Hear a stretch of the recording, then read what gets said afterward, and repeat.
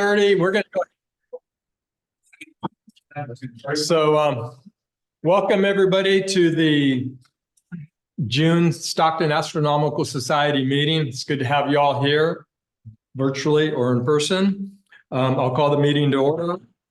And let's see, the first order of business is to look around and see if we have any guests, either on Zoom or in the room. I don't see anybody. You all look familiar and acceptable, and paid membership. You know. Unless anybody's behind in their dues, Jared, you wouldn't want to roust them now? Or? Oh, there you go. Okay. So hope you're all enjoying your summer.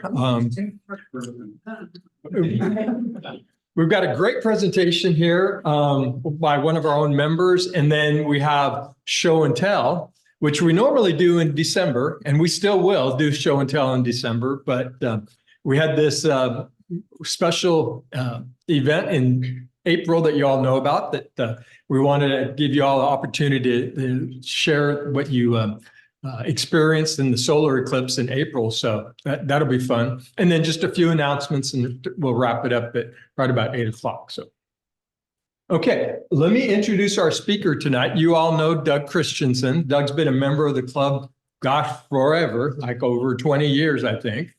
And Doug is currently our vice president, which he had to be harangued and coerced into because he was already the public outreach coordinator. And he does a great job of that. He's coerced many of you into coming to public outreach events, right? So Doug's a professional sign maker and a business owner. He has a fantastic business, and a lot of that SAS is the beneficiary of. If you've seen the labels on our telescopes, our banners, our stickers, there's just a ton of stuff. In fact, our storage facility is at Doug's shop right now. Our library, all of our telescopes that are in not being loaned out. So yeah, Doug's an integral part of the club, to say the least. That's it, the professional side of Doug. He also has these amateur pursuits as a philosopher. If you ever want to talk to Doug about aliens or ancient or the philosophy of the cosmos, he's the guy to get into deep conversation with. Him and I spent like 3 hours over about a 6-pack, maybe 2 6-packs of beer one night in Yosemite Park. Great conversation. I learned a lot. Yeah, I don't remember any of it. His knowledge of geology is amazing too. And if you ever saw his backyard, it has all the samples of everything he's ever collected. Okay, and Doug, like me, got his start in astronomy and his interest from the Introduction to Astronomy class at Delta College. So if none of you have ever taken that or are interested in it, it's a great course. You can do it online over a semester. Really good research. Did you do it online or in person? Was there in person tonight? When? 1985. Yeah. Bishop River. Yeah. Nobody had mine. Who here? I can't remember the name, but it was like Starling or Star or something. He was Not Star University. 76, 77, 78. I took it multiple times, but I love the class. And Great. I looked it up, I can't remember his name anymore. But at the same time as Rick. So. Oh, Milbridge. At the same time as Mildred. During the day. Oh, same time. What's that? All of it was in the screen. You were looking in the mirror. Rick, you're correct? No. Wait, Aaron. That's wait. I feel like I said it. That's great. Okay, so without further ado, let's welcome Doug Christensen.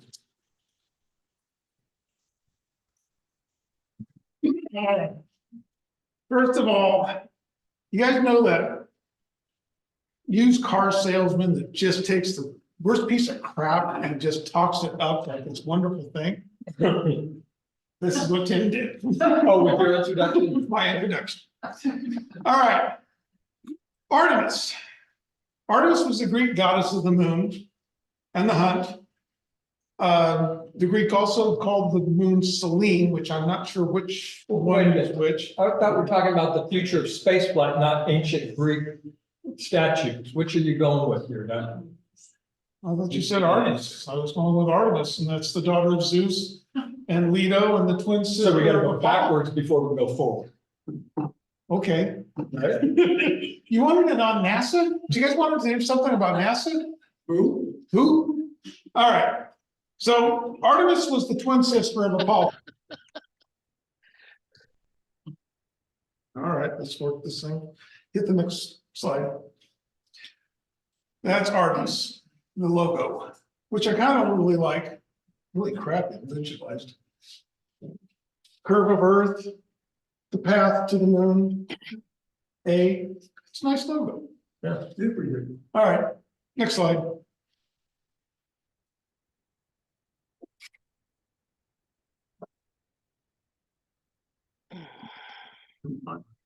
Now my computer isn't working right. All right. We're going back to the moon. That's what Artemis is all about. And when I was a kid, when you were a kid, when you were a kid, you, we all got to watch Neil Armstrong, Buzz Aldrin walk on the moon. Last one on the moon was Gene Cernan and Harrison Schmitt, a geologist. Okay, they left on December 14th, 1972. We all assumed that we'd be back soon.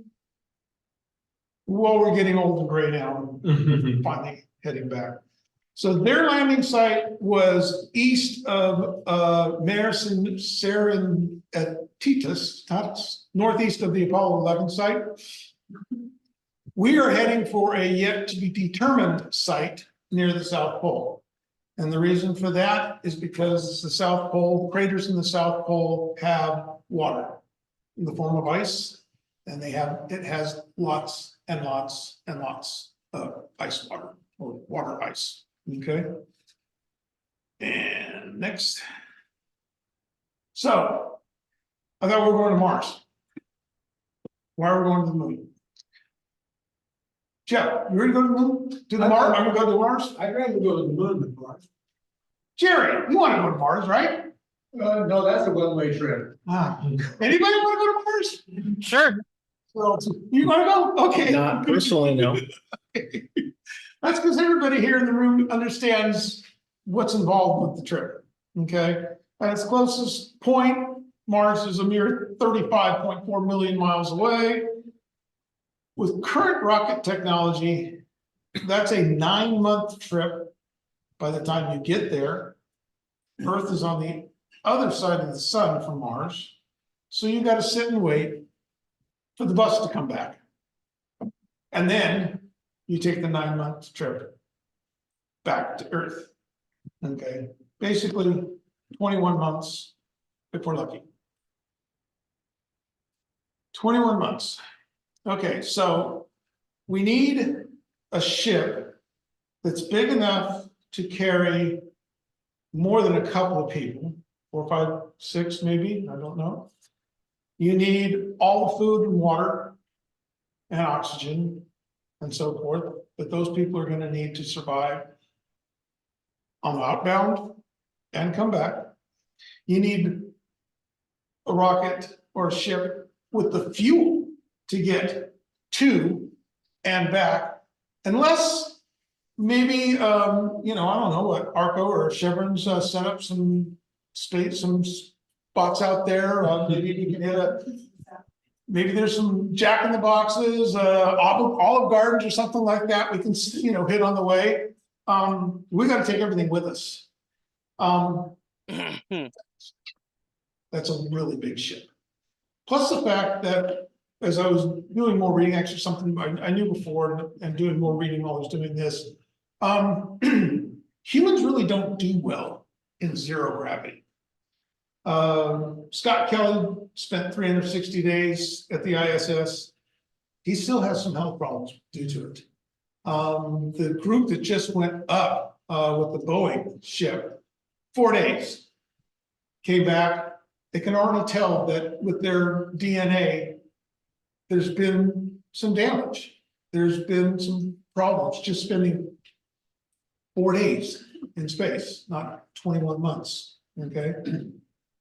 On the trip out, you gotta deal with all the radiation that you were getting hit from with the entire galaxy, the entire universe throwing crap at us. And you got all the stuff coming from the sun, so you need to shield it. There's just, like I said, the ship that's gonna have to go to, that's gonna go to Mars is going to be big. And something like that's gonna need to be built in space, and we'll get to that later. So we all know that the trip to Mars is long down the road. So we're gonna go back to the moon, and this is how we're gonna take it this time. Last time it was using the 7.5. And the next one, Eric. This time we're using the Space Launch System. All right. The shuttle was the last one to use these R525 engines from Aerojet Rocketdyne, our people up in Sacramento there. Okay, the space shuttle used 3 of them. This uses 4 of them. Some of them are actually the same engines that flew on the space shuttles. They just refurbish them. Okay. The 2 solid rocket boosters, same as on the shuttle. Okay, except they added another segment, adding 25% more thrust. It's got a total of about 8.8 million pounds of thrust. Okay, kind of a hot rod. Okay, so that's the bottom stage. The second stage, the ICPS, okay, is the upper stage. What they call the Block 1 power. Okay, that's basically from here to there. Okay, that's got another single RL-10C. Okay, all of this will lift the upper payload into a high Earth orbit. And then it's done. But some of this stuff is reusable, but not really well. All right. It's a higher orbit, like where the International Space Station is. A little higher than that, actually. But yeah, that's right. The space station runs at the bottom of high Earth orbit. This can take it even higher. Okay. So would you say that this right here, What's that? would you say this right here is just the occupants of the people? That is, yeah, that's the Orion capsule, and this is what's coming up next. Okay, that's what's going to the moon.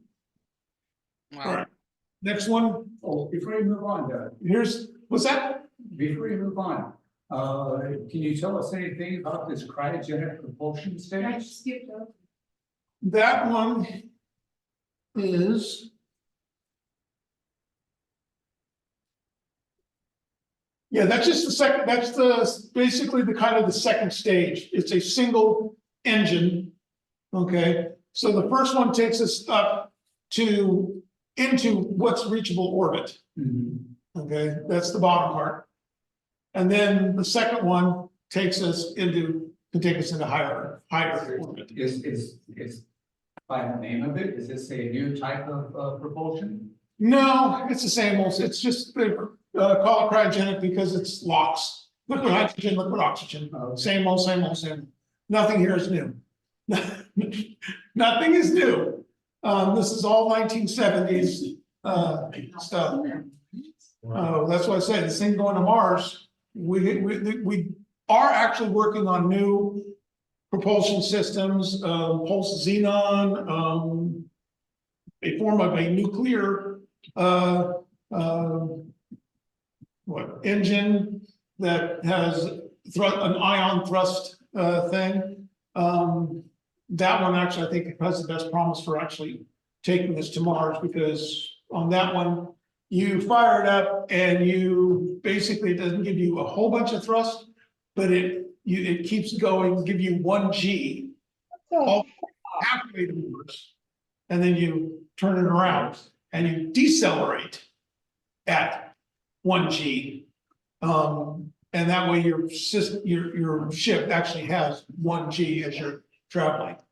So, but that's still all theoretical. Okay, they really haven't worked on it. Okay, So like I said, all this, basically all old stuff refurbished, just boosting up a little bit more, you know. All right, next one. Uriah monthly purchase tree, all right. Hold.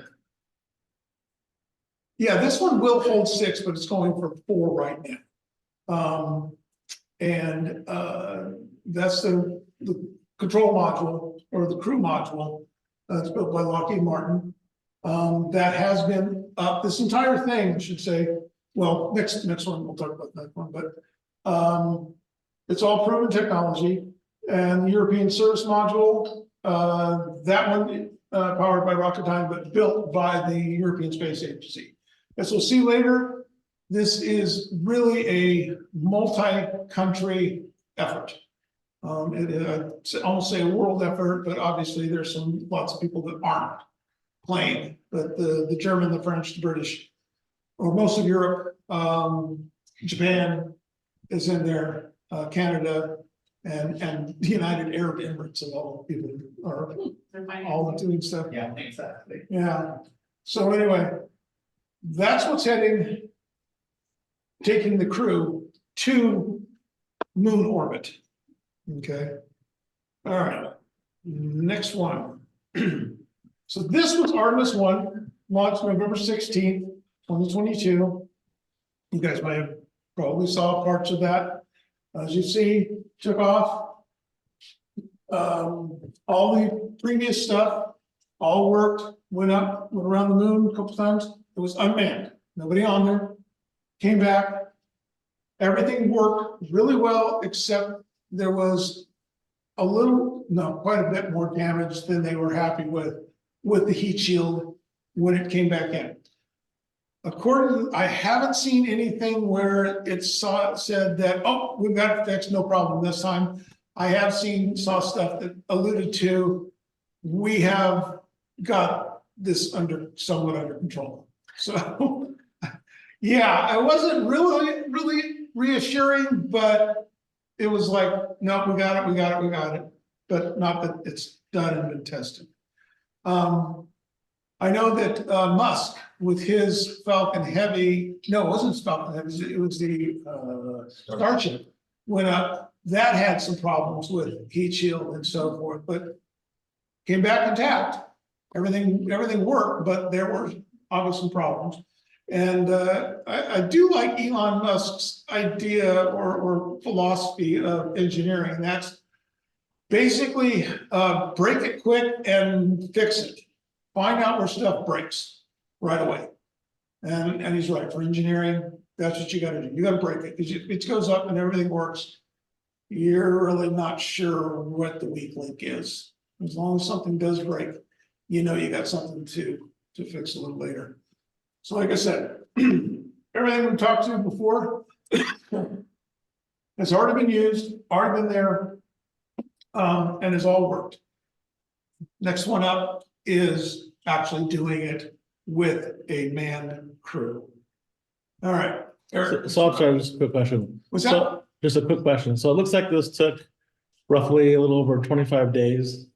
Do you know if that's on par with how long it took Apollo to get to the moon? No, Apollo was, we were up and back in a week. Yeah, 3 days out. They basically spent some time out with orbiting the moon and so forth. And I don't know with mission duration, 5 days, yeah, 18 hours. Out around 9 days, 13 hours. And yeah, it was a 9-day out, and I'm not sure why it was a 9-day out, but I know they were testing stuff. Okay. But they're not talking about. For all we know, Artemis 2 might be half the time. They might go much faster than that. Right. Okay. And Doug, is it the same type of spacecraft like Apollo was, where mid-space, they separate the lunar module from the command module, spin them around, Yeah. No. Yeah, no? No. So they will try that on Artemis 2. Artemis 2 is, if you noticed, Artemis 2 is heading to the moon, going around, but it's not landing on the moon. There is no lunar module hooked up to Artemis. That'll be another piece of the puzzle coming up in a frame or two. Okay, all right. So like I said, all proven technology, this time for power. If you'll notice the drip out that the interim, the European, what is it, the European something or other? Part of it, basically the third stage, that has solar panels on it for power rather than using fuel. All right, so the solar panels actually power most of the ship and then leaving more room for actual fuel and so forth. All right. All right. So this is the theory. Okay, so go to 2. All right. So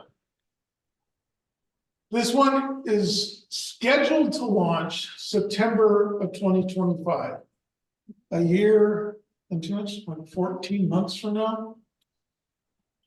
Pending the heat shield fix, it's got the crewsman has been picked. I don't know if you guys saw it. You have Reed Weissman, he's an American. Victor Glover, also American. Christina Cook, she's an American, and Jeremy Hansen, a Canadian.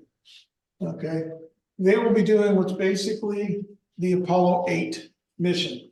They're gonna go up, they're gonna go around, and they're gonna come back. No lunar lander. Okay. Any questions on that one? It's basically everything we've already done with Artemis 1, but this time there's gonna be a crew. So they're gonna go do some testing, they're gonna test, once they get out there, they're gonna test the deep space communication system. Because rather than being out of communication when they go around the moon, they want to have better entire time, so they're hooking up to what's called the deep space communication system. All right. Next one. Next slide. All right. The core stage 1 lifts us into low Earth orbit, LEO. Okay, and you see the orbit's 115 miles by 1,400 miles. That's what's different. Okay. So way out there, once again, that's testing the deep communication system. All right, checking all the systems out. On the second stage, the ICPS that you were talking about, okay, that lifts it into the high Earth orbit, 115 miles by 46,000 miles. Okay. If everything works green, if everything's in the green, everything's working, that's when that second stage actually hits. No, that's the European space, European module fires and puts it into what's called the translunar injection, same like they did with Apollo, but this time it's a different orbit, okay, than we did before. And it's off to the moon with a free ride back. Basically, it's going to surf the moon's gravity well and fling it back to Earth. All of this, like I said, very similar to the Apollo 8 mission, just making sure all the systems work and everybody gets back. Can I have clarification here? Yeah. Before the translunar injection, you're going to orbit in a 115 mile by 46,000 mile elliptic orbit. Yep. That's huge. Yes, it is. Never been done before. That's the best. The moon's, Twice as far as geostationary time.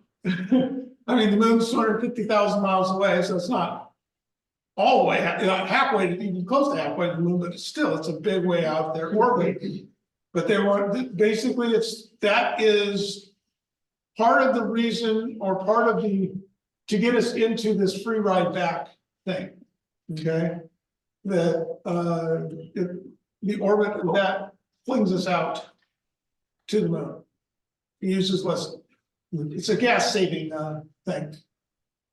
So saves on fuel. And so is that semi-major access? 46,000? 4,000 plus 115 on one side, and 4,000 plus 46,000 miles would be your. I think your graphic shows that. Yeah, it kind of did. Can you go back? Go back one. It shows this one going way out here rather than, and so here's your close. It doesn't do a full orbit before it flings it way out to 46,000. Now, maybe clarify this for me. When are they going to do that when they actually land on the moon? Yeah, I believe so, that they're gonna do this run will But they won't be, get a free ride home because they're gonna have to go in orbit, right? and there's another component to it. Drag you to Florida. There's, and there's another component. It's a semi-minor access, that's all. All right. Let's see what Artemis 3 will do. And probably should have put this further down. Actually, let's hit the next slide. Let's do that. Hit the next slide, we'll come back to this one. So, Artemis 3, humans landing on the moon in 2026. Me personally, I don't think so. I think that we have a lot of work to do before we go back, and here's where we're gonna get into that. All right. So, how do we get down to the moon? Next slide. We're gonna rely on Elon Musk. He was successful with his last little thing, okay? It basically landed in the Indian Ocean, but it wasn't landed on a platform, okay? But he has landed a version of this Starship on a platform, okay? It's proven technology is still new.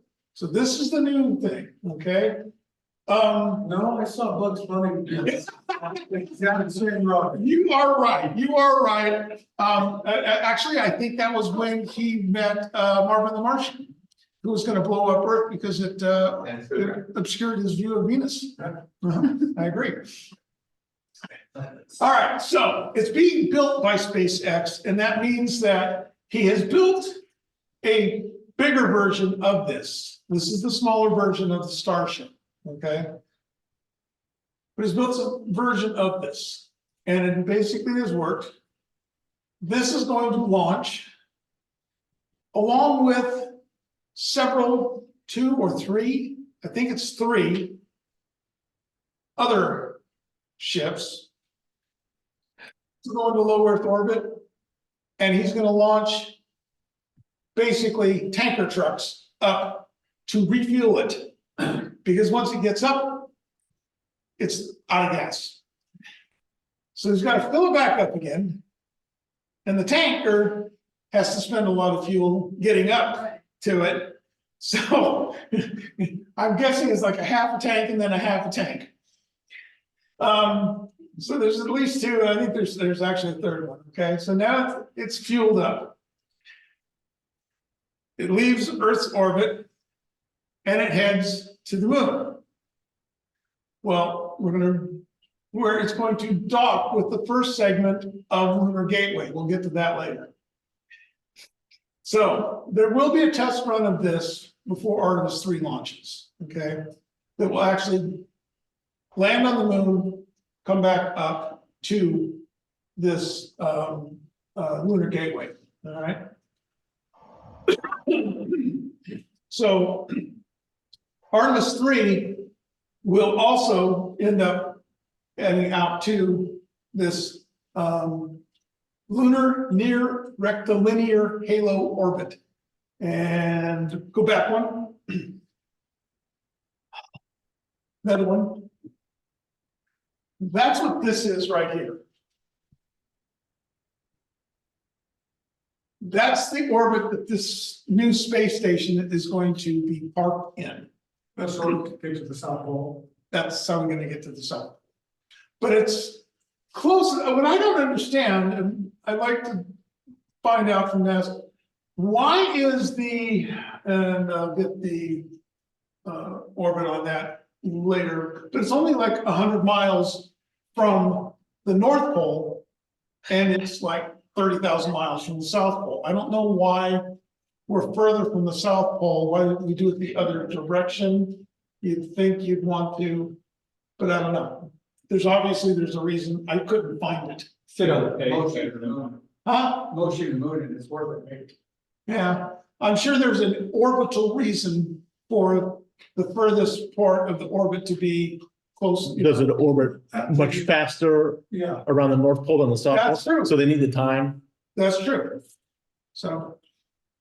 Anyway, like I said, that's this near rectilinear halo orbit or an RHO, all right? That's what the first pieces of this Gateway space station is gonna be launched into. And that's also the European Space Agency is gonna be doing part of that. All right, back to where we were with Starship HLS. Forward to. Nope. Which way? Oh, wait a minute, okay, we are there.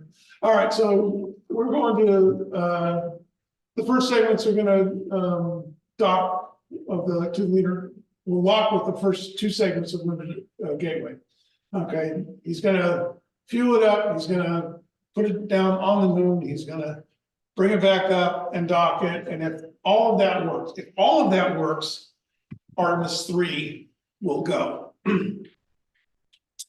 The first time with Artemis 3, there will be 4 crew members going out to the Gateway space station. They will climb in Starship HLS.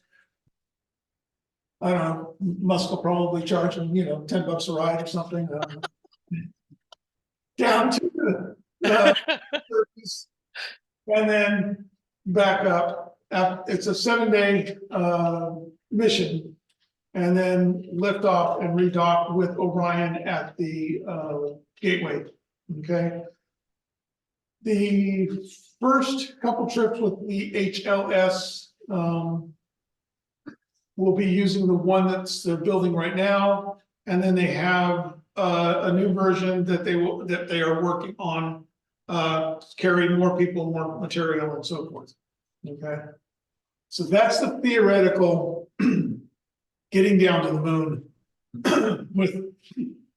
with Artemis 3.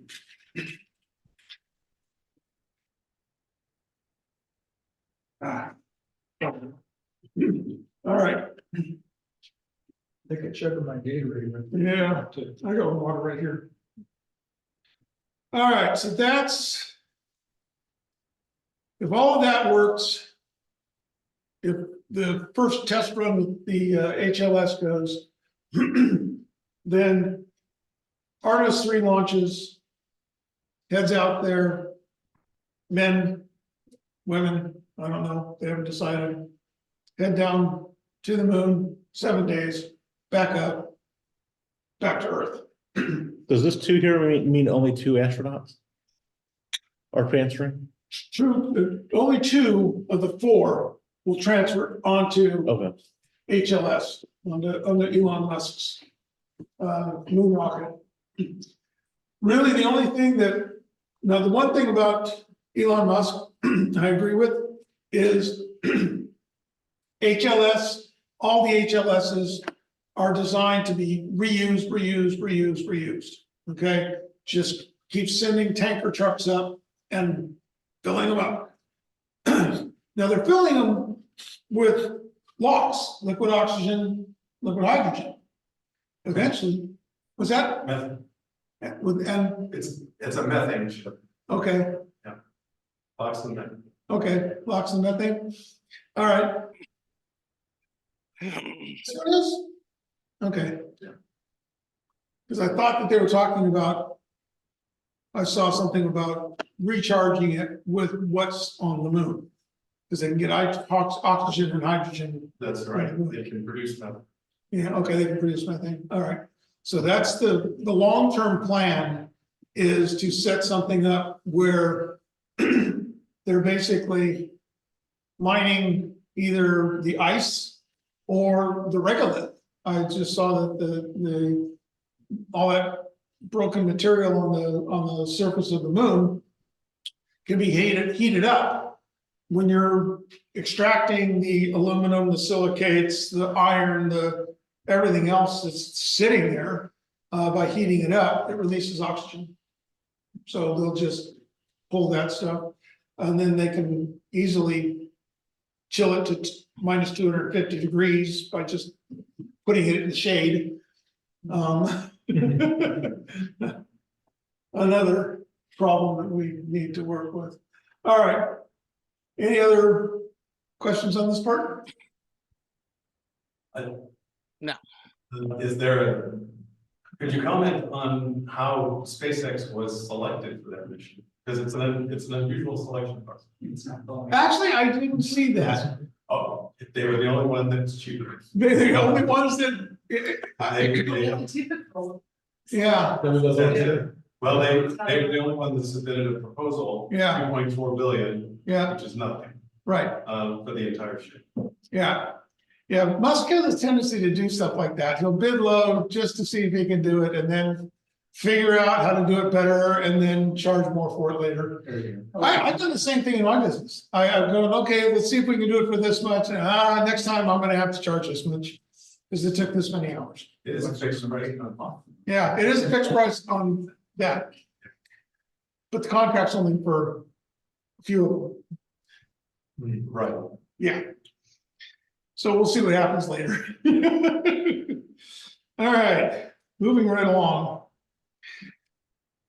Next slide, but wait, there's more. All right, Lunar Gateway. This is an important cog. Without this, none of it works. And it's also long-term. All right, there it is.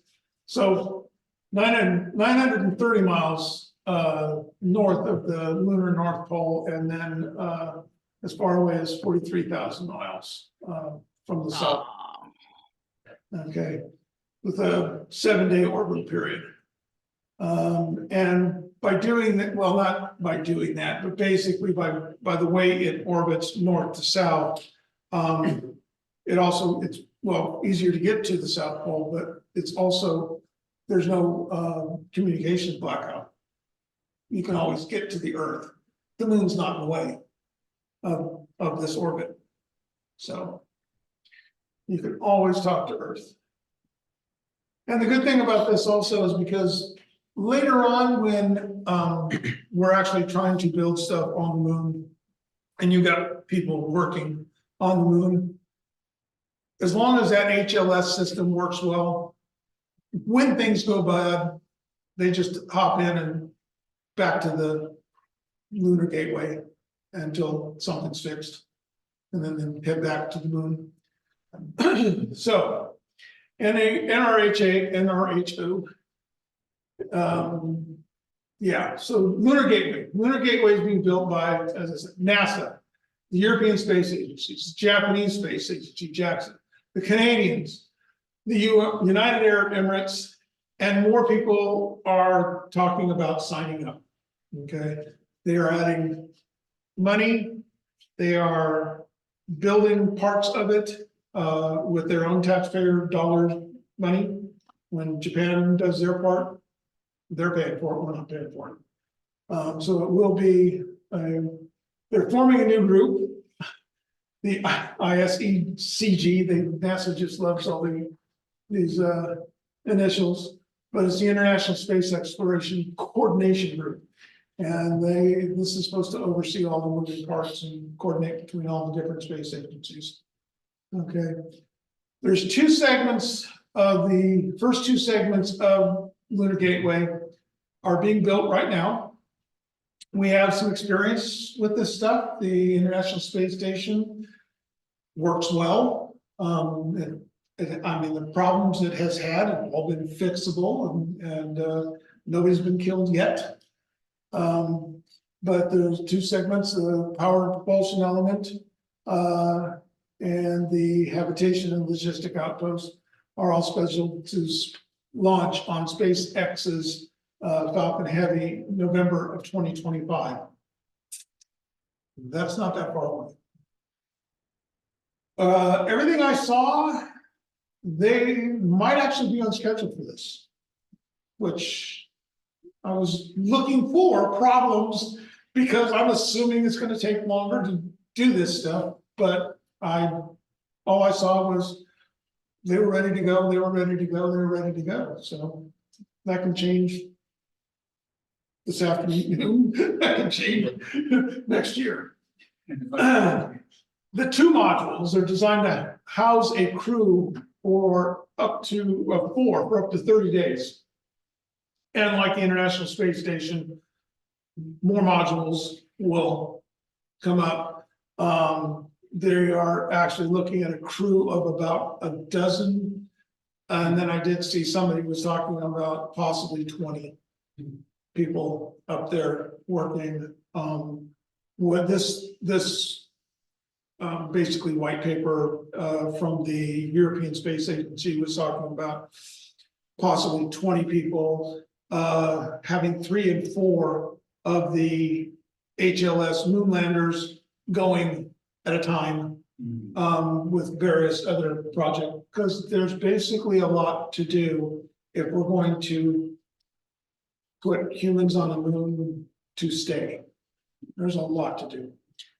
So all that stuff's got to be built. All right, next one down. And even more.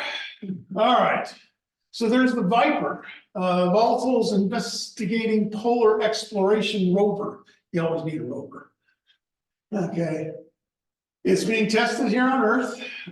It's scheduled to launch to the moon in late 2024. I couldn't see anything other than that, where it was in who's having, there are problems with it. Like I said, all they said was that the testing on Earth was going well. So I'm assuming that that's also going to be using Falcon X's Heavy. I didn't see anything not using that. Artemis 4, they're planning that trip if everything else works.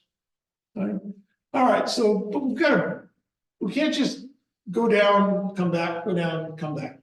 We're gonna have to eventually stay. And we gotta find a suitable cave. So we started in caves here on Earth.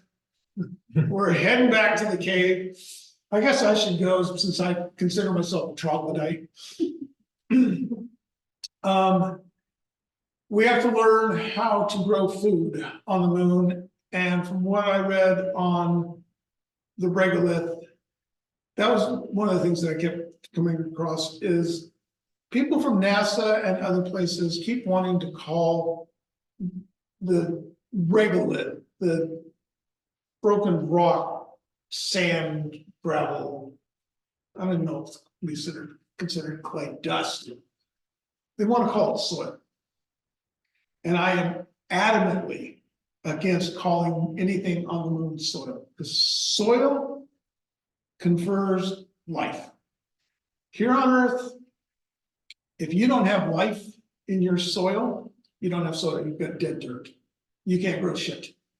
Okay, it requires the mycelium, the fungi, it requires the nematodes, it requires the bacteria, it requires the decaying organic material for those roots to feed.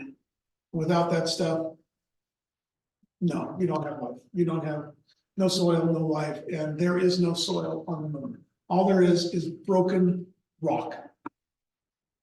And that is actually a problem. We might as well just talk about it now. So what is on the moon's surface? Like I said, you have this dust, this regolith. What it is, it's all broken rock. And it's been pounded into dust by micrometeorites. There's no atmosphere on the moon, so these things come in at 18,000 miles an hour, 36,000 miles an hour. Even though they're small, even though the size of dust, they come in with a lot of impact. They hit the moon, and it breaks whatever is there. And it breaks it into shards. Basically, what you have on the moon is broken glass. And I'm not even exaggerating. This stuff is sharp. and it's small. And it's also is electrostatic. There's also only 1/6 the gravity. So the problem that the Apollo mission had was as they walked around, and Neil and Buzz walked around, okay, this is really cool, so forth. They got back in the Eagle, they took their helmets off, and they went, oh crap, what's that smell? They thought that they had a burned wire somewhere. It smells bad. And there was dust everywhere. The moon dust. It followed them in. It was on their spacesuits. It was in every crack, every crevice. It's just clinging to them because it was electrostatic. Okay. And like I said, this is like powdered shards of glass with no rounded edges. Okay. It gets into the seals, it gets into everything. So when we go to the moon, we're gonna have to figure out how to get all of that stuff off the suits before you walk back into this reusable capsule, because it's gonna just screw up everything inside there. And you don't want to be breathing it because, I mean, nobody wants to breathe broken shards of glass. So, like I said, it's a serious thing that somebody's gonna have to come up with. And at this point, I could not find that anyone had, there's the discharging with electrostatic, but it's on your clothes. And it actually worked into the fabric of the clothes and so forth. It worked into the crevices of the tools and so forth, and the joints of the things that they were using, the tools they were using. They came back and the stuff had gotten inside the seals of the, so it's gonna wear stuff out quickly. The other thing with tools and equipment that we're gonna need to use on the moon, in the sun, stuff bakes to about 250 degrees. In the shade, it's about minus 250 degrees. So at 250 degrees, you grease, well, you can use high temp grease, that's no problem. But at minus 250, that same grease basically turns into ice. And that's not any good. Any seals and joints, this stuff moving around on the moon, that dust, that regolith dust is gonna wanna get in there. And so that's, like I said, we're gonna have problems with the regolith. We're not sure we can use that to actually build soil. Probably not. Anything we grow there is probably gonna have to be done hydroponics. Okay. So we'll have to find a cave to climb into, because that'll help regulate the plus 250 to minus 250 in the sun to in the shade temperatures. I've seen several things where they're talking about just basically an inflatable balloon inside a what's called a rill. Tim and I did a whole thing on the moon geology and so forth, and there's basically lava tubes. Work out perfect. The basalt is a great insulator. Here on Earth, you go into the lava tubes up in Lava Beds National Park or in Idaho or whatever, and you got ice. You got ice in August and September and into October. It just, if there's ice in the cave in the wintertime, there's ice in the cave at the worst part of summer. It's a great insulator. And it will protect everybody from micrometeorites. I mean, if we got humans working on the moon in their little spacesuits, you got micrometeorites coming in. That could be a problem. You got cosmic rays, the sun's throwing all its particles at us at about 700 kilometers per second. It's kind of a hostile environment. So we're gonna need, first thing is oxygen and water. And we know the South Pole has ice water, lots and lots of it, plenty of it. How are we gonna get that stuff?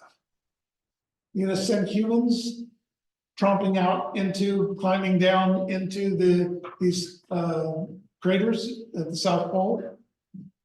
I'm not sure, kind of tough. These craters with 1/6 gravity, your craters on the moon, when we're looking at it in our scopes, we see those nice shadows, long shadows. Those escarpments, those crater walls, they are extremely steep because they don't have the gravity to take them down. And I forget what the angle is on some of that stuff, but it is really, really steep. We're not gonna want to be trying to climb down into these craters. We're gonna need to do something. We're gonna need to bring up some D9s from Caterpillar, probably some backhoes from, Hitachi or Hyundai. We're gonna need some heavy equipment. Or either that, or maybe do it with nanobots. Maybe that's something that they can do. But this stuff has got to be able to basically be solar powered or hydrogen powered or something like that. You got to fuel this stuff somehow. And if it's solar powered, then basically how do they work? Well, when it's the 14.5 days that it's dark. So, like I said, there's another problem that we have to figure out. And like I said, we have to figure out a way to get that water to the space station, on Mars, whatever habitat we find on Mars, and get it there. As far as the regolith, one thing it is good for, it's pretty good building material. It makes really good bricks. And with the solar power and the 250 degrees in the sun and so forth, it can bake into really hard bricks and they're working on, they've actually got a formula for actually making concrete out of this stuff. Works pretty good. Doug, I don't know if you saw on 60 Minutes, it's probably 3 or 4 months ago now. There's a company that was building essentially the modeling, what's the 3D modeling homes. Oh, yeah, But yeah, they're the concrete. Yeah, Yeah, they're they're using on how to take the regolith, turn it into the right type Do like a of. 3D, using a huge 3D printer. Yeah, to 3D to do print, that, right, you know, right. locations on the moon. Once again, you'd have to take that equipment to the moon. You have to deal with the regular dust destroying everything. Yep. The 250 minus 250 degrees plus 250 degrees and so forth. I'm really thinking cave is our best bet. Easiest. Yeah. But yeah, eventually, you're gonna need some type of structures. You're gonna need, I'm sure you're gonna need radio antennas up there. Building permit. Oh my God, yes, the lunar building permit office. Figure out a way. The new acronym, wait. Really? So yeah, I mean, we gotta go up there. We're gonna have to set up solar panels, build these solar panels. I mean, solar panels are easy. We'll be taking them up there anyway, but you gotta get them down to the moon. You gotta build them. Or is it gonna be actual humans, or once again, robots are getting very good at this type of stuff. Can they survive in the minus 250 degrees plus 250 degrees? And you don't have to fly them back. And they don't have to fly them back. They don't have to feed them, but they do have to power them, but the solar panels can power them. So do the micrometeorites, I mean, do they come all the time? Are they often when they do damage to the solar panels? So we have 400 tons of that stuff coming into Earth every 24-hour period, approximately. The moon's not getting hit quite as much, but yeah, it's a serious gamble up there with humans working out in the open. And the equipment. And the equipment sitting out there. Yeah, like I said, the stuff's coming in at 17,000 miles an hour, 25,000 miles an hour. Yeah. Excellent. Did any of your slides there? Now we have even more. So I don't keep you moving us down. Next one. I think that's the last one. Oh, that's right. All right, so that's right, because I didn't send this one to you, this one. So there's also another mission called Heracles, which is just another way of saying Hercules. And it will land a spacecraft in the polar region on the far side of the moon in 2026. Deploy a rover, collect samples, and transport them to Gateway, where the astronauts will extract the samples and bring them back to Earth on the Orion spacecraft. Basically, we need to study more of this regolith. There is several companies now that are supplying other companies with Earth-formed regolith. They're actually breaking down breccia and so forth into the SARD and so forth, and shipping it to various companies that are trying to figure out, okay, how do we do this to 3D print, with concrete, or do this, how does it react to with, this, that, and the other. So yeah, I got nothing. And then also there is a team led by Airbus that is studying to delivery of a payload package on Astrobiotics Peregrine lunar lander around 2025. And it will analyze Europe's first mission to demonstrate in situ resource utilization on the moon. So basically, how do we take this stuff and build stuff on the moon? Basically just a test. So that's supposed to be heading up, and that one said that one is on schedule for sometime next year. All right. So yeah, lots and lots and lots of the devil is in the details, and there's lots of details. But I don't think that is, that's opportunities to learn. Yeah. That is what basically humans do best. That's what AI can't do right now, yet. Maybe that is our saving grace, okay? Maybe that's the one thing that humans can do and AI cannot figure out. And that is to think outside the box, come up with new ways to fix problems, to reach out there. And what I tell people, what I came across and what I tell people when they say, why should we waste all that money going to the moon? We need it here. Yeah, we do need it here, definitely here. But every time we come up with ways to do things on the moon, we use it here.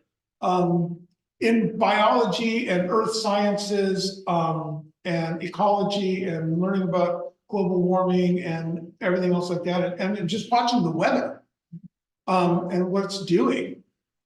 This ISS has been a huge resource for that. We can now, even in archaeology, we use ground penetrating radar from the ISS now and other satellites, okay, to find the actual Silk Road, the actual ancient Silk Road that went through Turkmenistan from China to Yemen, basically, shows up on radar, ground penetrating radar. So the archaeologists were able to go along this thing and actually find ancient cities that were disappeared. I mean, nobody knew where the stuff was, but there it is. You see it from space. You can see how the oceans are doing. You can see how the forests are doing. You can see all this stuff.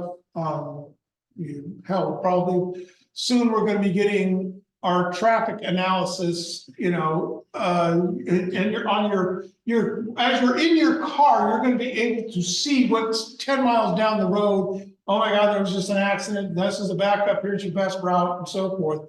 That fast, because it's actually satellite view, real time. All this stuff is from space exploration. Very good. All right. So you really didn't want to hear about Artemis and the Greek. It makes sense. Yeah, it makes sense. Thank you, Doug. Excellent presentation. Skip. That was great. Yeah. So questions for Doug? Why So, Michael? so I guess the one thing that stood out in your presentation that kind of did make me raise my eyebrows was what is the chemical processes that's making a regolith have an odor within uh for Neil Armstrong and the other astronauts to smell it? I don't know the exact thing, but it was talking about when even Earth rock is bombarded with ultraviolet and the stuff from the sun, rays, and so forth, and just the actual physical breaking of it from micrometeorites, that impact, basically changes stuff and it becomes volatile. Huh. Yeah, Hey, I'm done. yeah, I was down when the Mount St. Helens would blow up. And that volcanic acid has a distinct smell. Yeah. I'm not talking about hydrogen sulfide, it's too far away. The acid itself has a distinct smell. yeah, Well, even on the International Space Station, when astronauts do like a spacewalk and come back in, they have reported like a burnt smell. That- Yeah. That space has like a burnt smell to it. right. That's really interesting. Yeah, there's a stupid song that gets played on the radio and one of the lines is like, I want to smell the moon in your perfume. And it's like, you kind of stink. Hope you don't smell like the moon. I mean, go away. It's one of the rejects from Franklin's not. Very good. Any other questions for Doug? The Artemis, Good. SpaceX, regolith. I got lots of questions. I'm curious. The schedule's clearly not gonna be met. What's your best guess? After looking at- I don't, there's just too many variables, but I do agree. You know, you don't just kick them back until there is a reason to kick it back and you have an actual. Yeah, so they're just sticking with this right now, Oh, I know. so, Well, my understanding is the project was delayed 2 years for congressional funding, yeah, so we got off to a late start. yeah, Well, they dropped project at Hartman, they dropped Sophia overnight. right, Oh, I know, And it was mid-drop. constellation. In China will have something to do with it, if they're really successful. actually, China. If there's a space race, Fueling that, this fueling this space race, it actually is. Well, and you mentioned an autonomous mission to bring back but they just did one, like day before. Yeah, the Chinese did, the They landed on Chinese the far just, side of the moon. exactly, Gathered Yep. regolith, brought it back up to their ship, which docked. Yep. And it's gonna be transported Yeah. back to Earth. yeah, so the competition is good, Well, you know, we went to the moon during a very expensive war, we still did. yeah. Yeah. Right, because we couldn't afford to let the Russians beat us. Seriously, I mean, that was the motivation. That is why Congress pushed it and spent the money, is because we didn't want to lose to the Russians. Well, I'm standing here right now and I'm saying, I don't want to lose to the Chinese. And I think I think it is a legitimate, it's not being anti-Chinese, it's just, no, we need to do this. We need to do this, and I hope the Chinese do well, because eventually I've got a feeling that we will work our differences out with the Chinese at some point, you know? They're gonna work it out for us. No, they're gonna have their own problems in the not too distant future. They don't have enough young people to take care of their old people. We have the same problem, but we'll just let the immigrants come in. Really? I told you the amateur philosopher, right? So, But the Chinese are gonna have some, they're already having problems with their economy right now. They are having some serious problems with their economy. okay, then Doug, as we wrap it up, any other questions before we close out? Doug, thank you very much.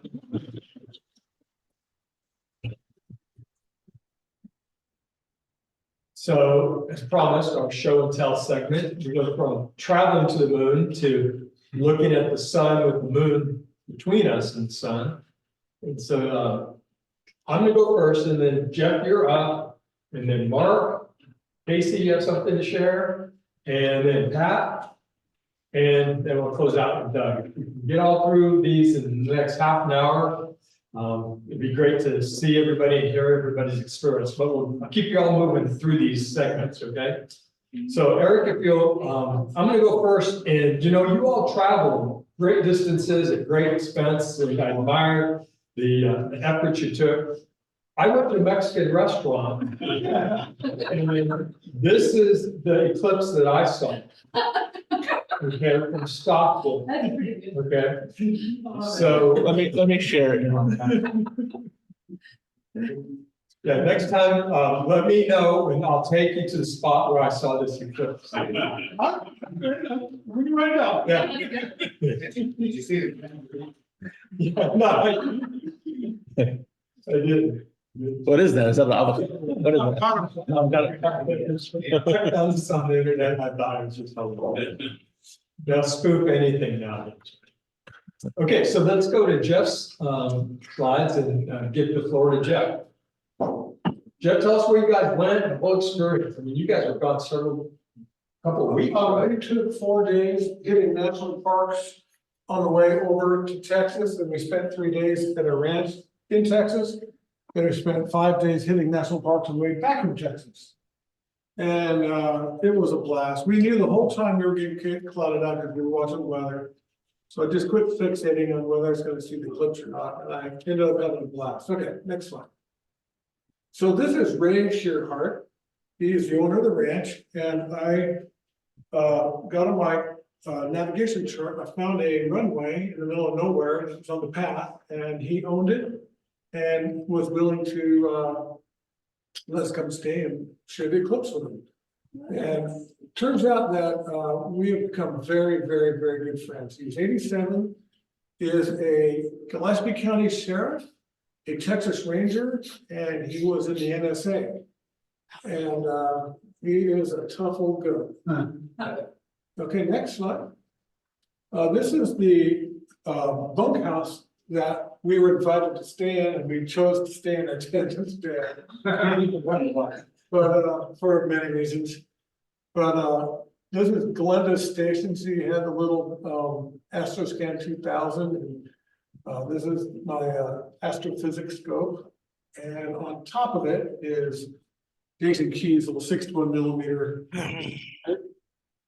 And that was our site. This is 14 miles north of Corville, Texas. This is a blue screen that has nothing to do with my. So you can see the patterns. Please stand by. Last time this happened, somebody kicked something over a cable. Did I do that? Did I do that? I did last time. There we go. Let's see. I don't So Jeff, know. tell us a little bit more about your travels there, where you stopped, you and Glenda did on the way and so forth. Okay, on the way over, we went through Nevada, Utah, Colorado. We hit Garrison, Black Canyon National Park, Sand Dunes National Park. Glenda had never been in Oklahoma or Kansas, so we went over to Kansas, went south into Texas. I don't know what's happening here. On the way back, we hit Guadalupe National Park, White Sands National Park, went to the very and we crossed the continental divide 4 times. There's your slides there. Eric's got them, I think. Or he had them. I'll wait till Eric gives me the go for it. So this gentleman has his own private airstrip. Is it active? He has a ranch that is so huge, I just can't even tell how big it is. And his job at the NSA was, what do you call the guy who pull guys out of, Well, I'm going to have to eliminate this screen here. oh, I don't know what's going on. so he was flying guys out of places that were supposed to be like Cambodia or Laos. So that's what I'm saying to say. Dark ops. He was, no such agency, right? Yeah, He does not exist. He is really. He doesn't talk about it. I got this from all the other guys. Who were all cops and stuff. I'll get this back. Is it on yet? Okay. No.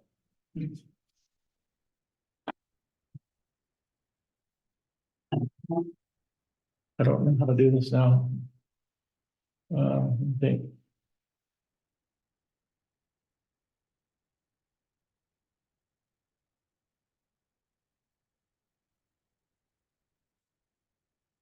So you had reservations at a motel, you were taking a different Yeah, track over a year ago, I had tried to get reservations. There was the other clubs I had reservations got screwed up, but this one here.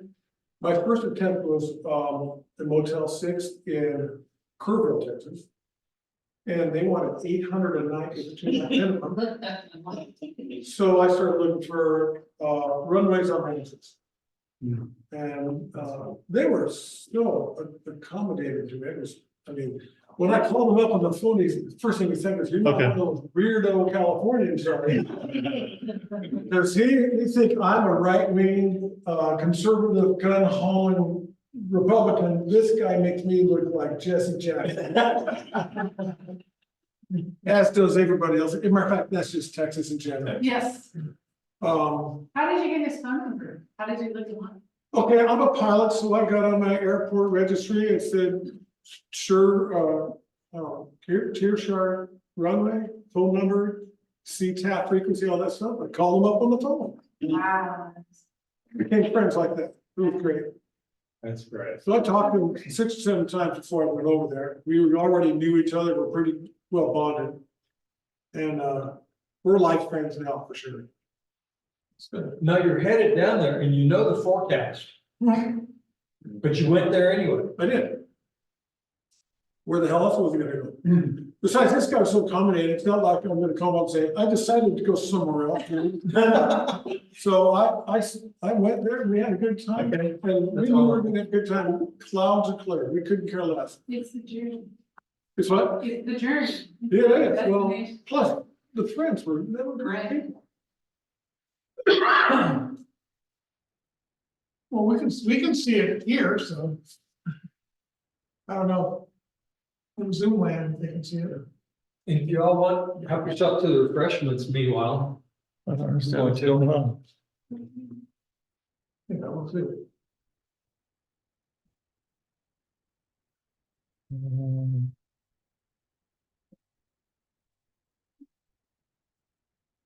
I have this effect on any computer I get here. That's a great story. Good compliment. Yes.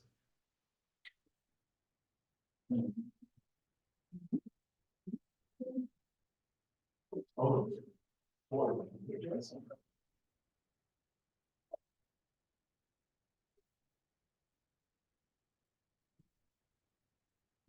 Are we still on Zoom or did that die?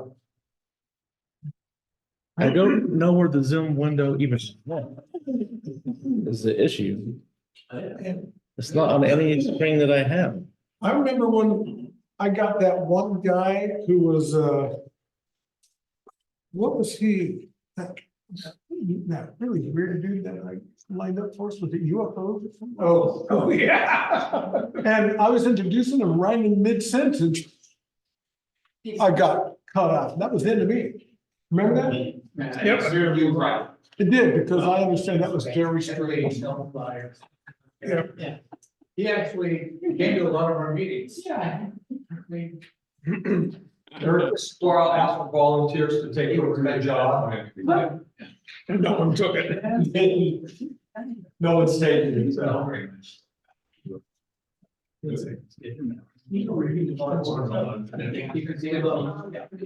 Okay. I think Zoom can see it now. Okay, so do I start again or do you want me to wait? You can go on from here if you want. Okay, yeah, okay. Go ahead, go to the next slide.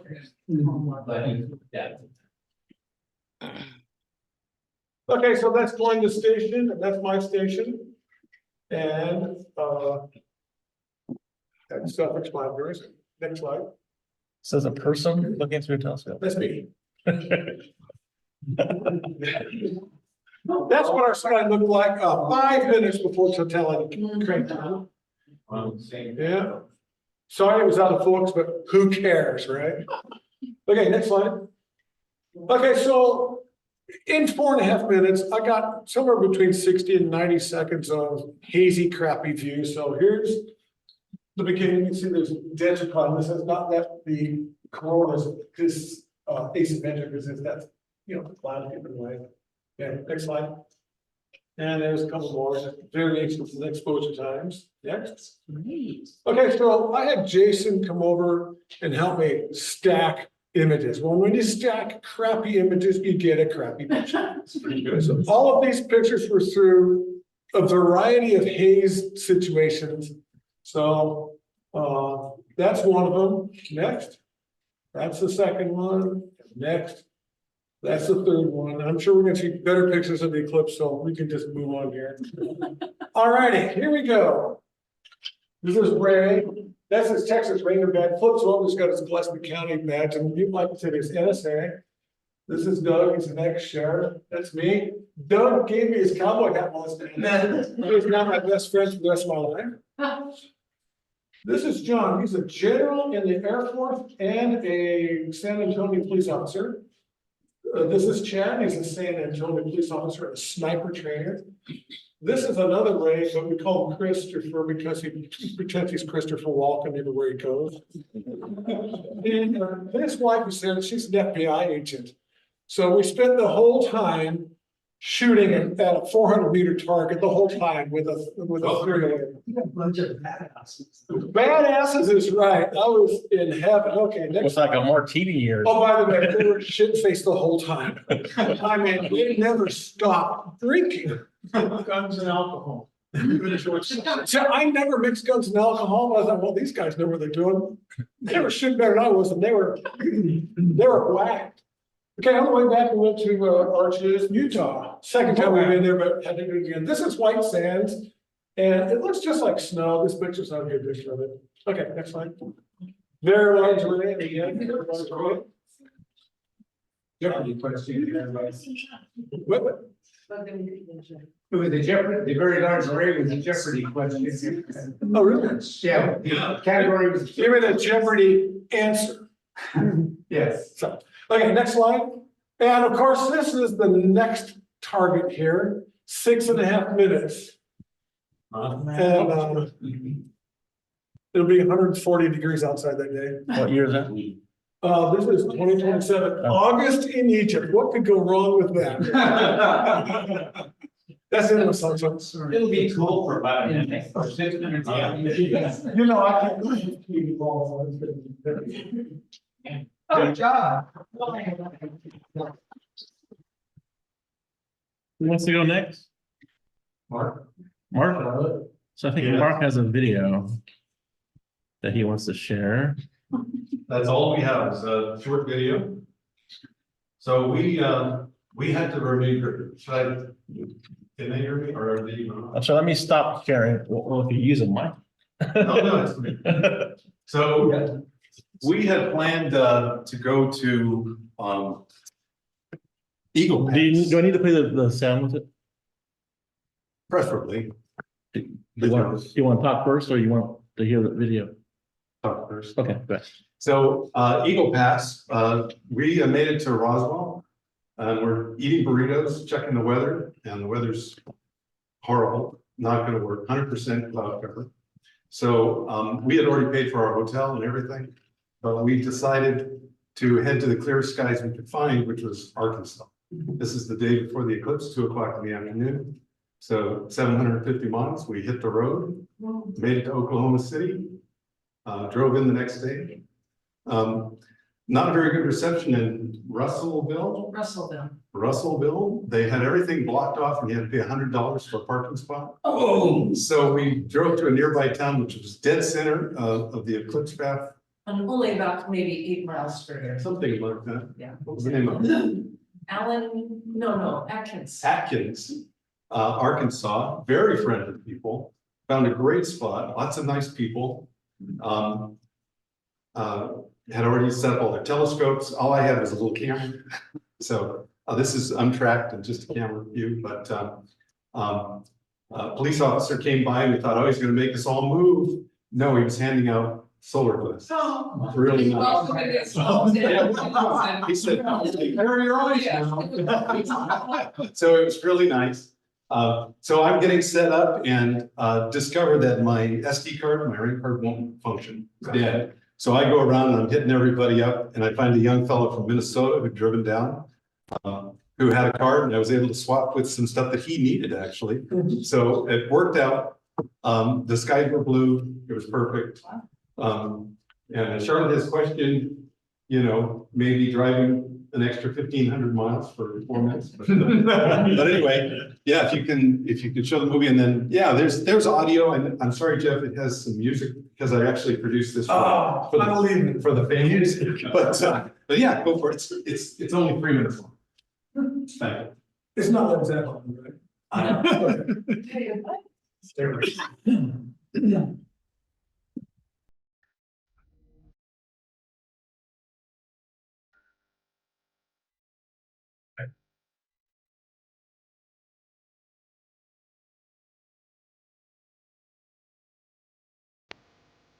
For stills, I actually took quite a few stills of the quality of that. Oh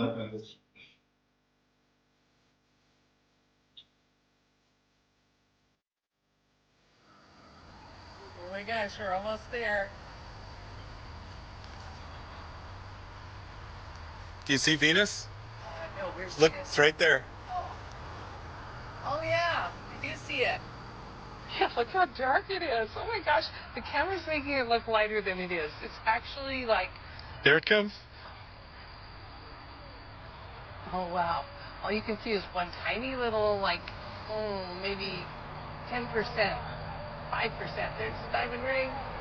And we are out. Woo! Wow. That's so awesome. And look at Venus. Oh my gosh. Look at Jupiter. Oh wow. Do you see? So that's Venus, I do. Jupiter. Wow, that is amazing. Look down here. Yes, look at that. It's working. That's so awesome. People are a lot quieter here than they were in Madrid, but there's not that many people here.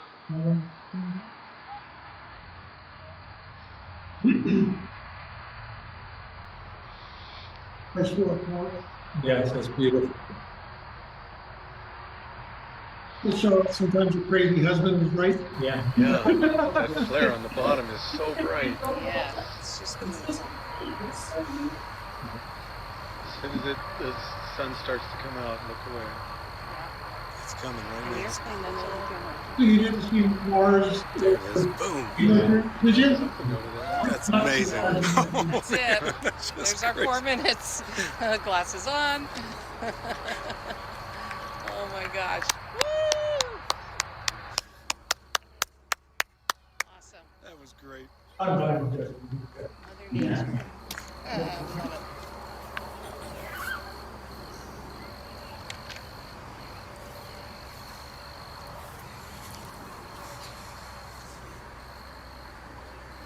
Look how much brighter it is. That was a fast 4 minutes, Mark. So that's all. Excellent. Very good. Excellent. Great job. Okay, Rich and Casey, you guys are up next. After that? Yeah. Really? Yeah. Okay. Tell us about your trip. I might be like blood active, because I like printed out stuff. This is how we travel. I print out my little maps because I know my phone's always gonna fail. Yeah. And I printed out that shot. Oh, that's cool. So, Just beautiful. I'll take it and try to speak. Where were you? So we didn't see, you're gonna have to speak it. This is my silent partner, apparently. Come on, Rich, get up there. You've got a story to tell too. We went to, Pat Maisie Lake, Sun Lake. That's the mic on. Oh, sorry. Here. There you go. Thank you. So Pat Maisie Lake was on the corner of Oklahoma and Arkansas. because we were just trying to, well, we couldn't find anywhere. We were camping, same. So we had a similar trip. So just put that there. See, got a new one. Nice. I'll talk to you too about how to process your photos. Don't use Shutterfly. They suck. So, like 4,000 miles round trip kind of trip. And so this is what we used a Google map thing and kind of planned it out. So it was kind of a national park trip because we wanted to camp the whole way, didn't we? Yes, So my son practiced the whole way because my daughter was seriously watching the news. And the weather. All these storms along. And we skated one day ahead of the storm and we had perfect weather the whole time. Oh, so not true. Okay, so let's, okay.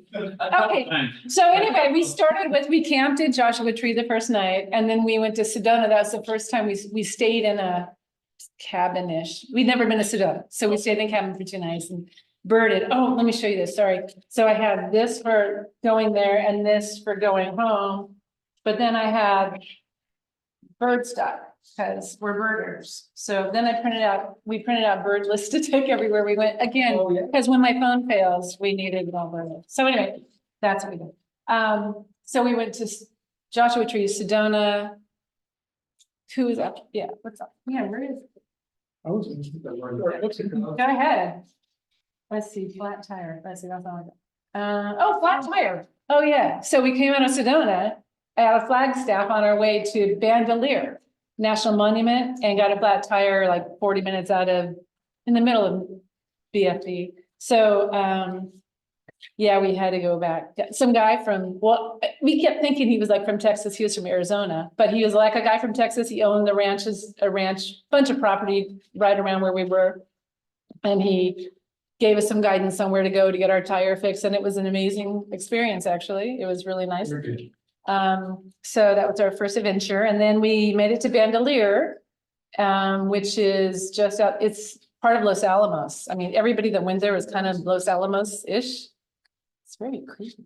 And Bandelier was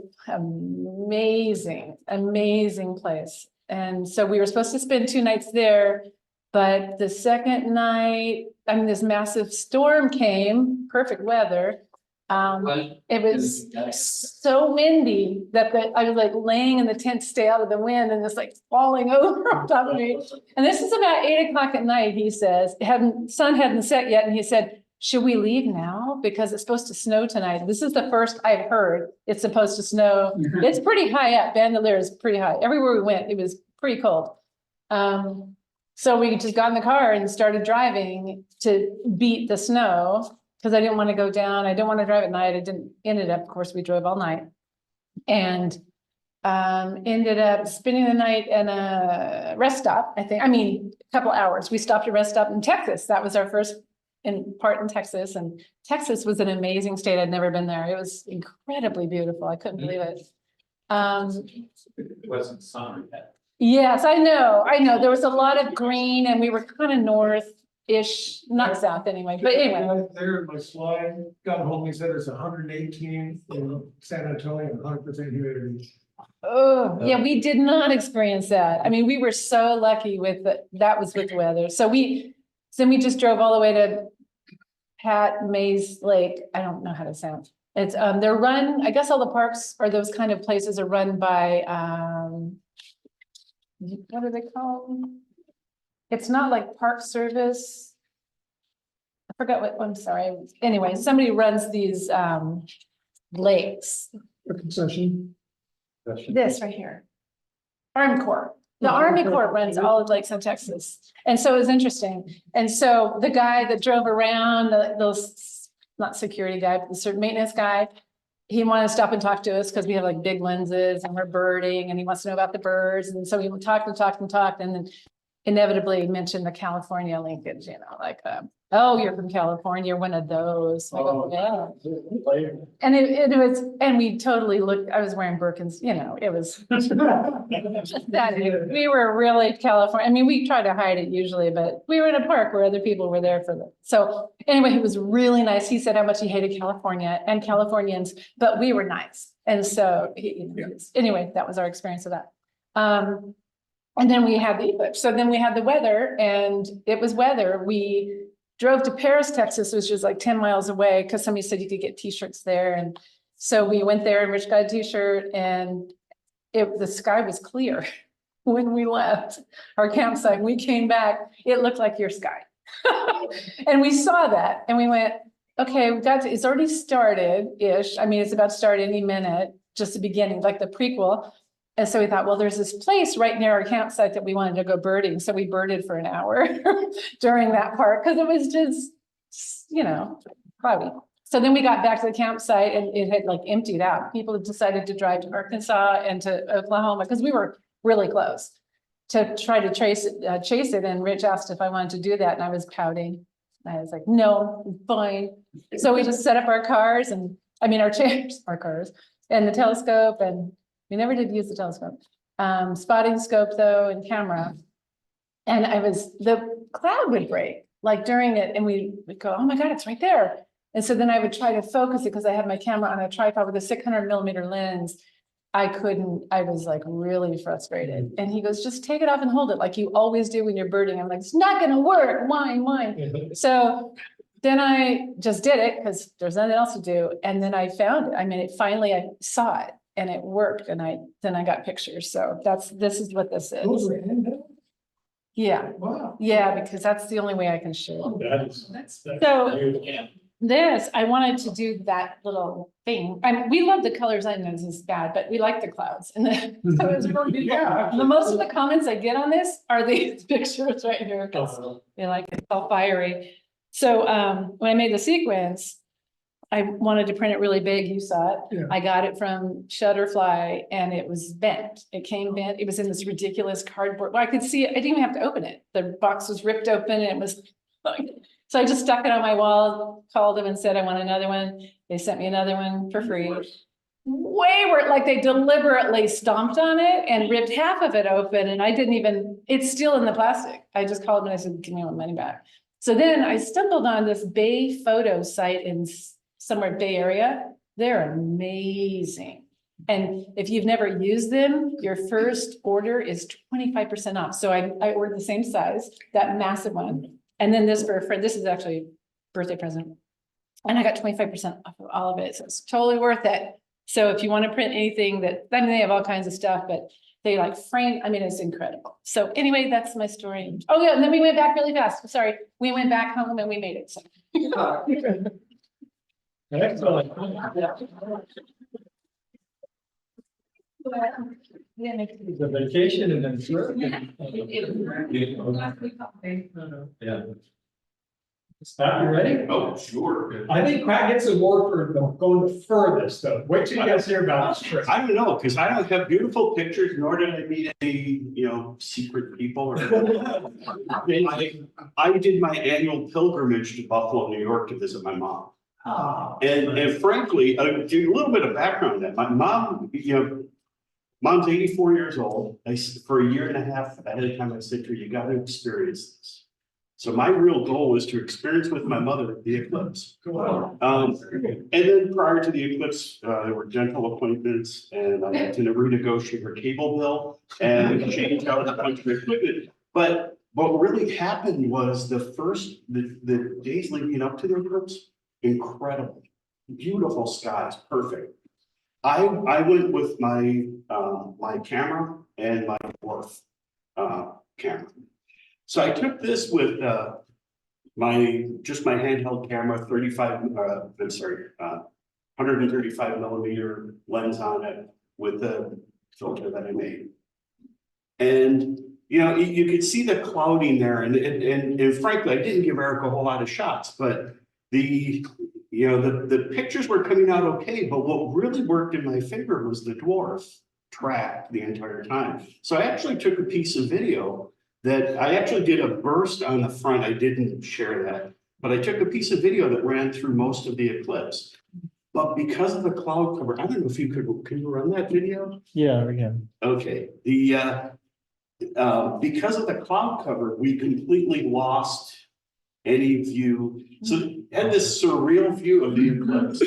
So I had the dwarf on a tripod, and I had my phone mounted there next to it. And what had actually happened was, my mom, down the street from my mom, there's about a 50-acre park. Beautiful view from there. But my mom's 84, I was gonna get her down there. So I set up in the driveway. So as people were wandering down the street to go to the park, they were saying, "What are you doing? Oh, what is that? Oh, let me." So we ended up with about 20 people standing at the end of the driveway, watching the video through the dwarf, which is a lot of fun. I like doing that. But and this video runs through the whole thing. I don't know if I sent you even anything else. You sent me 2 other photos. Oh, okay. But yeah, that was, and truthfully, the morning of, I would have gotten in the car and driven away, and I thought, I'm gonna drive somewhere, I'm probably gonna get the same thing, and I want to have my mom with me. So we stood outside, we watched this without exaggeration, I think we had 20 people by the time the eclipse really moved through. But you know, that's the kind of view that we got, and those pictures are through the dwarf. I was shocked, it did a phenomenal job tracking, even through totality where we had no view whatsoever. I had some nieces and nephews actually that got some glimpses of totality and took some pictures. One of the cutest things was at one point in time, I said to my mother, "Boy, this is terrible. We clouded over like this." And she said, "I'm gonna go in the backyard and see if it's any better." 40 feet into the backyard and came back and said, "No, it was the same." Okay. But You think that was better back then. I know. And without exaggeration, 2 hours after the eclipse, sky cleared out perfectly clear. So yeah, so what was neat was with the cloud cover, you can actually see the edge of the light starting to peer through. So, because I was watching and timing, I don't remember what the app was, but there was a live timer app that I had loaded. And I was watching off in the distance, and you could start to see when through the clouds, you'd see the light kind of poking through. And you can actually see light coming towards you. And I don't know if that was here or if it was, what I was really experiencing. But, that was it. I'm glad I did it. I would love to, I already told my wife Iceland in 2 years, Spain in 4 years, maybe 2027, yeah. So. Go to Egypt in 2020. Yeah, and my wife said she'll go anywhere with me, but she doesn't really want to stand outside for long periods of time, so that's okay, I'll send her on a tour. And I'll, but I was impressed that frankly with the dwarf that it tracked through. And I have a shot, it's near the airport, I actually have a shot where a plane is flying across the eclipse. That I haven't peeled out yet, and frankly, I haven't tried to take my photos and do anything with them because of what they are. But that was my experience in Williamsville, New York. If you want to see where we are, look up 115 Bassett Road in Williamsville. You can see my front of my mother's house. So. The same with the driveway is in the backyard. Yeah. Thanks, Pat.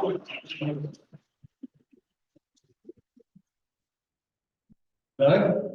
Oh, you have a story. Now, remember that you weren't here last meeting, and so I told everybody the story about how you met the gentleman. Okay. So they all know that, but I guess repeat it if you want. Well, basically, Maggie surprised me back in end of January with, we're gonna go to St. Louis, Missouri to see the eclipse. It's like, cool.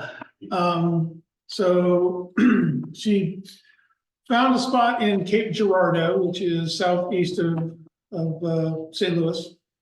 We flew out of Sacramento, couldn't get a direct flight, so to Chicago, down to St. Louis, stayed the night in St. Louis, picked up a van, and the next day we drove to Cape Girardeau, where she found another hotel room.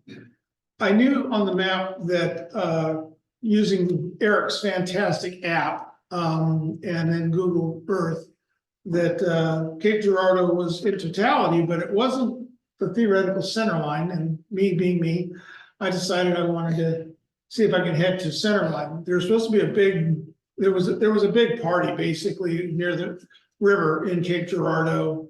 Lots of people there and so forth. And both Maggie and I really didn't want to spend doing with a bunch of people.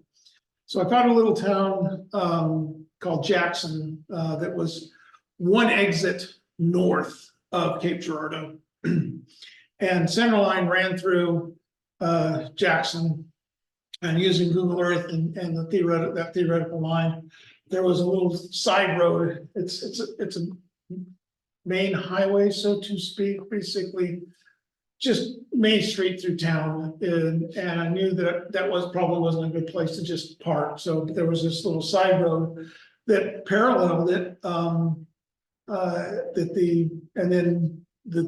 That little road took a jog to south. And I thought, well, maybe I'll find a little spot next to the side of the road and turn off there right on that center line.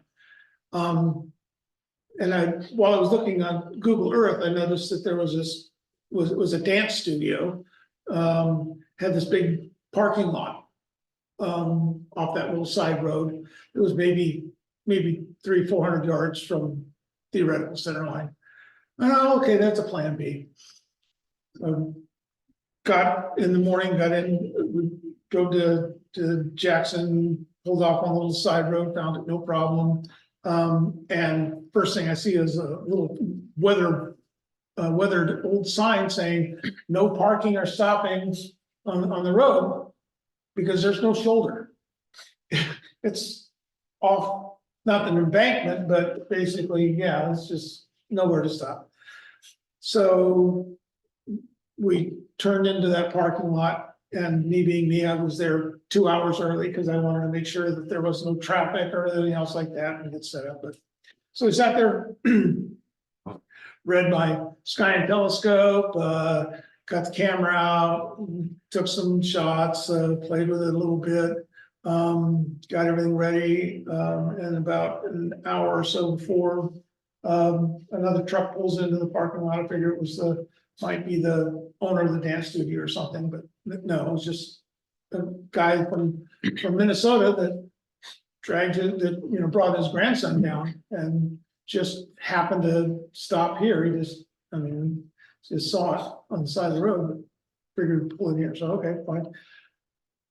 About a half hour, 15 minutes or half hour after Mark and Ford pulled in, I hear then another vehicle pulls in, and I hear Mark telling, "Oh, the guy up there is an astronomer."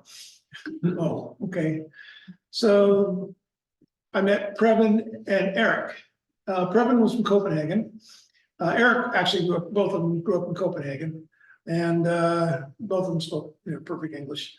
But I got to meet Previn, and he was a nice guy. We're shooting the breeze for a minute, and Eric was chatting up Maggie, and found out later that he had fallen in love with Maggie and was going to steal her away from me.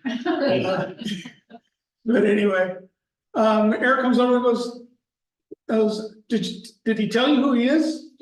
Tell him who you are. Tell him who you are. And Previn looks at me and goes, shut up. He's not here. I go, he goes, no, seriously, you got to tell him who you are. Previn says, okay, my last name is Billy Brahe. And I looked at him and he goes, yeah, Tico was my great to the 9th power uncle. So I got to meet Tico Brahe's actually not his offspring, because his offspring lost their title.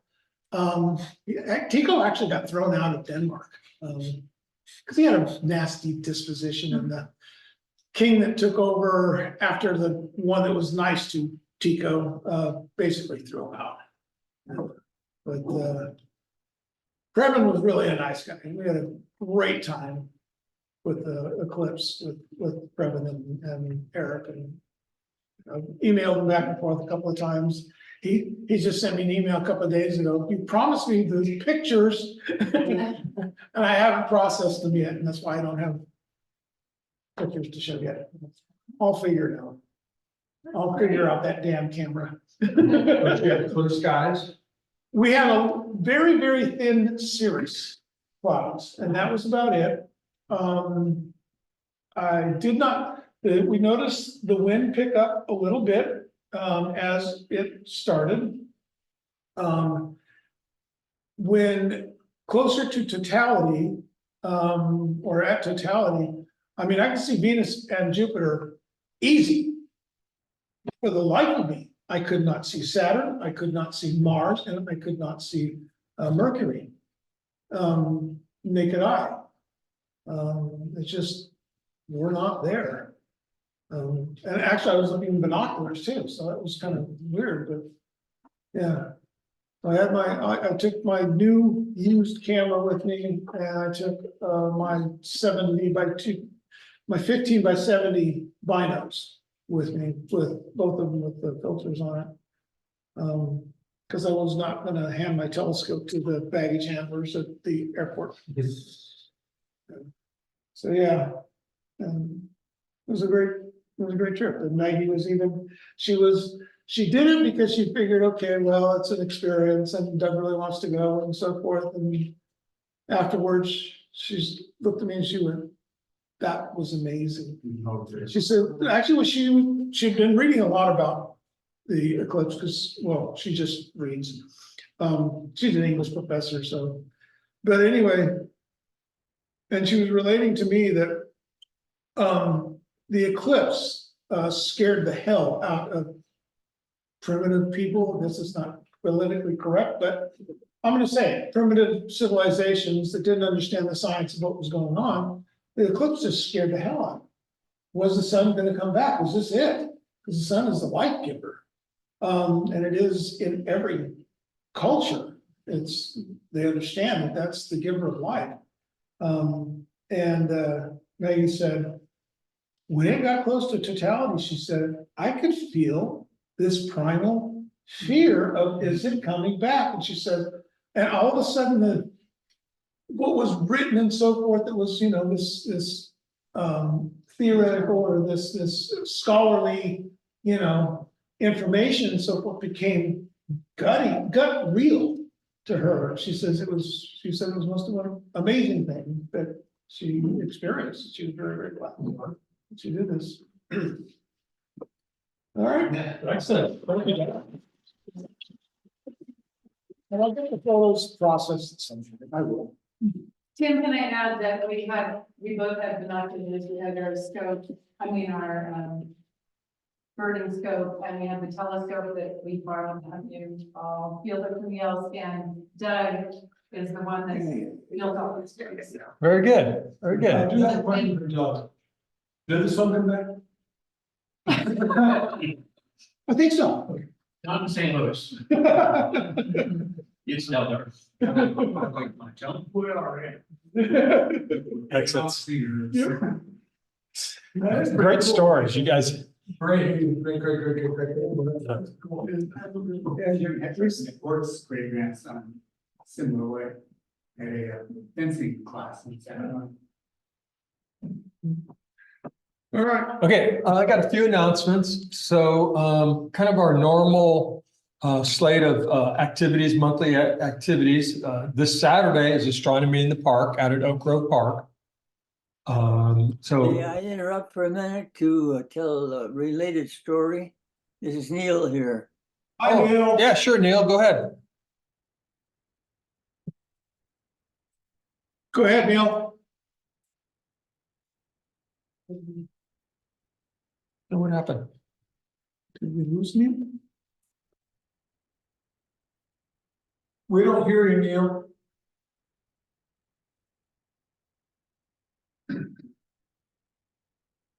Okay, maybe Neil will come back on in just a moment. Yeah, he's So muted. I asked him to unmute, but maybe the switch went the wrong way. oh, there we go. Yeah. Okay, Owen was a member of the society for quite a while, and her mother had seen Halley's Comet in 1911 when we were here the previous time. And I was in Hawaii, and Kay brought her over to see us at that time. And I was able to show this 90-some-year-old woman Halley's Comet again, 70-some years later. She saw it twice in her lifetime. Wow. That's an amazing story. Thank you, Neil. I didn't have anything prepared to show you. That's okay. Well, prepare something if you have a photo or that you'd like to share with us, and we'll take a look at it at the next meeting. No, I don't have any good photos. I wasn't serious about photography. Oh, well, thank you for sharing. Thank you, Neil. Yeah. Thanks. Good night now. Thanks for coming. Yeah. So in addition to the normal astronomy in the park activities, the Nature Center is going to be open for Actually, with astronomy stuff from 4 until 8. If any of you are willing to spend an hour or so at the Nature Center, helping out, we'd be glad to have you. Obviously, we need to go out at about, well, actually, 8, it's gonna close at 8 o'clock and sunset's not till 8:15, so we'll have time to good timing. put stuff away and go head out to the scopes. But yeah, the docents at the Nature Center were very appreciative of our work out there. And they would like to keep the Nature Center open on these nights if we can keep getting volunteers. So we've got 4 or 5 of the docents there that will be out there on Saturday evening. We're good. Okay, and then coming up June 27th, you all may have seen Jeff's article in the Valley Skies newsletter. If not, I'll call your attention to it. But there's this kind of neat phenomenon going on in the morning, daylight viewing of the occultation of Saturn. This is How did they get 5 moons here? this is a simulated image. Yeah, this is what happens when AI takes over the presentation. But you get the idea that the moon is going to go in front of the eclipse Saturn. So it'd be kind of a cool thing to see. I've watched one before. Carlos Zavalli and I watched the moon occult Saturn when I was in Stockton. He was a Manteca. It was 3 o'clock in the morning. We were on our telephones with each other, comparing what was going on. It happened at different times. It was pretty cool. This one is going to be in daylight. You can still do it. I'm going to go to Highway 4 to do it because it's so low in the sky. I don't want to have to fight with houses and trees and stuff. Yep. So I'm going to go up to Highway 4. Yeah, I think it's only 24 degrees or something like that. Yeah. So will you advertise it on the bulletin board? Yeah, because if we could all get up there, I think it's a Tuesday or is it a Monday or? I can't go on with Thursday, we have our EP meeting that night. Oh, you're right. It's a Thursday. Yeah. Yeah, we just changed it to that day. Okay, and then coming up is Highway 4, June 29th, High Altitude, July 6th. Our regular meeting on July 11th. Eric has Catherine Plant from Caltech. She's a PhD candidate, going to talk to us about cosmic rays. So wear your sunglasses for that talk. And then I put these 2 dates for August and September are high altitude scheduled star parties because we want to talk about and plan a high altitude potluck. We had a nice potluck here a month or so ago, and we had the Striking Sparks Awards. But annually, we always get up to Peddler Hill or the heliport and have a makeshift potluck and a star party and viewing. It's always a lot of fun. Could be an all-night event, and it's a little bit of a trip up there, but it's really a lot of fun. So keep these two dates in mind, and as we get a little bit closer, we're going to talk about and see which one works out, but works out best. And maybe we'll plan on one, and if the weather's not good, we plan on the next one. So September 28th, it'll be a little chilly, but the dark sky will be much longer. it's true. True. Yeah. And the planets will be higher. Is that right? It might still be pretty hot on August 3rd. Yeah.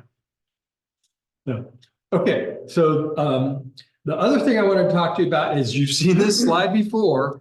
It's we're working to get pre-orders for our 75th anniversary t-shirts. And we got an overwhelming response that was none. Because can you just have to do it here? Can you just ask? Well, we've kind of done that, and Doug, we can, yes, if you can tell us what size you want, we can take that order now. Doug is going to order 2 XLs, 1 medium. That's for you. Excellent. Okay, And I'll have a medium and a large, please. Casey, My weight. 1 medium, 1 large, and what would your fridge? Excellent. 1 XL. For Pat, one XL. Pat, 1 XL. Thank you. I'll have a 2XL and a large. And okay, hang on a second, Jeff, Hey Doug, XL and And a large. And a 1XL and a large. yes, sir. this is Dennis. I'll order 1 XL. 1 XL. Yeah. Thank Right. you. Tim. Yes, 1 large. 1 L. Yes. Eric's packing up because Yep. we're Yes. on borrowed time, but I'm gonna keep moving because we've got to pay for these ahead of time. So that's why we wanted to pre-order. You said 1 medium. And then if anybody's still on Zoom and you want a shirt, let us know. Now email me, contact Doug or myself. We'll get you on the order. So. Okay, good. That works out well. And I think I have one more slide, don't I? Large and 1 medium. Oh, these were the prices. So that was the last slide. So Yeah, so we're gonna have to order them, pay for them, and then, I figure. So. If we're ordering small amounts, they're gonna cost the club. Right at $18 a piece, and since we really do need to raise money, we're gonna sell them at 25 or 30. we need to raise money. I don't know, well, we're gonna go 25, We're not gonna go backwards on it, all but right, so we'll just go 25 on And the jackets, you said don't have to be. them. Right, they don't need to be pre-ordered, so we can work on that. What I will do is, he had a catalog with different types of jackets on there. Maybe I'll bring that with me here. Yeah, because those will be embroidered. nice.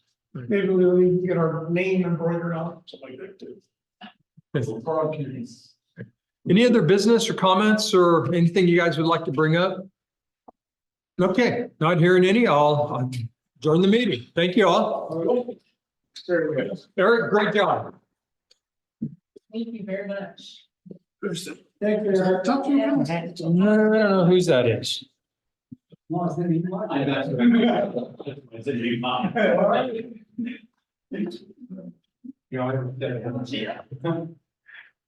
Jeff, I was gonna eat it, huh?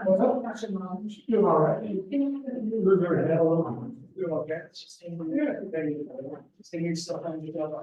John Forrest, John Forrest catted XXL. Oh, it's slavery. And still, John